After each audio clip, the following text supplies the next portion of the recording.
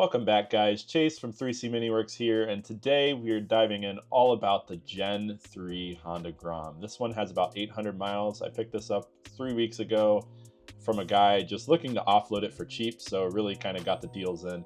So I had to get it up on the lift, and of course in Ohio we have ice here, so I had to recruit my wife because it just kept spinning tires, but finally got it up and good to go. The build process and vision for this is pretty simple. After going all out on our SF model for our initial prototype of the electric kits that we're going to put out, I wanted to do something a bit different and just kind of keep it more stock appearing.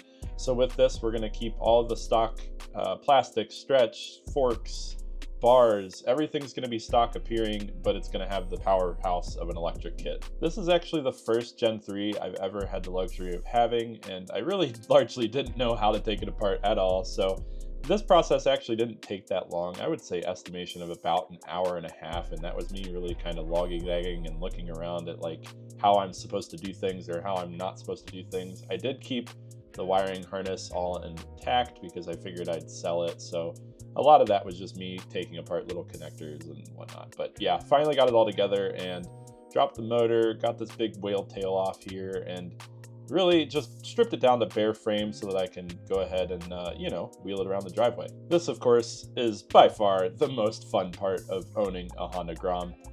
Wheeling it around like you're a 5-year-old. It's scaring the dog. What more do you want in life? But yeah, it was kind of fun. I had to get it out because it was so nice out today in Ohio. Back on the manufacturing side, I had to figure out a way that I can convert the OEM cluster here on the left to the display that we're running on the electric kits on the right. Basically, how can I overlay this on top? So I went ahead and took apart the cluster.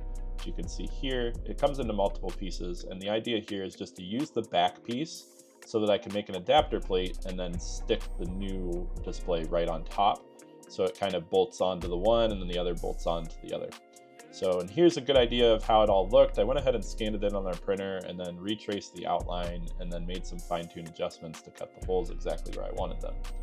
And just watching the thing on the laser, I always love watching our lasers run. It's fun, not only just to make sure that nothing catches on fire, but also to make sure that everything's cutting as it should. Once that was cut out, I went ahead and tried to fit it roughly to the back of the DKD, which is the display that we're going to run on the electric conversions. And you can see here the holes all fit right, and then it's got a nice big hole so that you can put the connector through the harness.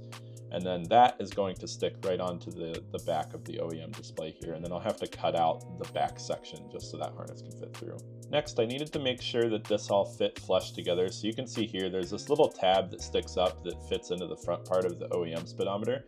I want to grind that off so that it's only this back tab here. So that's what we're doing here, cutting that off with a Dremel, being very sure not to nick the outside because I want it all to look nice and make sure it fits together perfectly. And this is how it should look once it's all ground down. It still needs the bird of the little plastic pieces in there, but overall, really happy with how it looks, kind of shaved down and flat. And then getting to assembly, just making sure it all fits together and looks nice, and a couple screws in the back, pop that on, a couple Allens on the top, and it all just sandwiches together nicely. Again, going back to how I want this bike to look stock appearing. So with this cluster, it's not gonna be super gaudy, it sticks up a little bit, but nothing that's gonna be something that somebody walking by is gonna be like, what's going on with that? Unless you know what it is.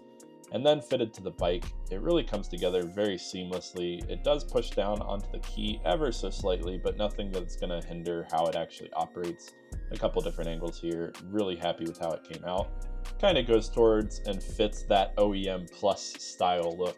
I know a lot of you Honda Grom enthusiasts might be wondering, like, why would you put an electric kit in this? And if you have those questions, please let me know below. I'd love to chat it out with you guys. And also, this will be the demo bike at the Smoky Mountain Small Bore Rally. So I'm letting whoever wants to ride it around and get a good feel for what they are.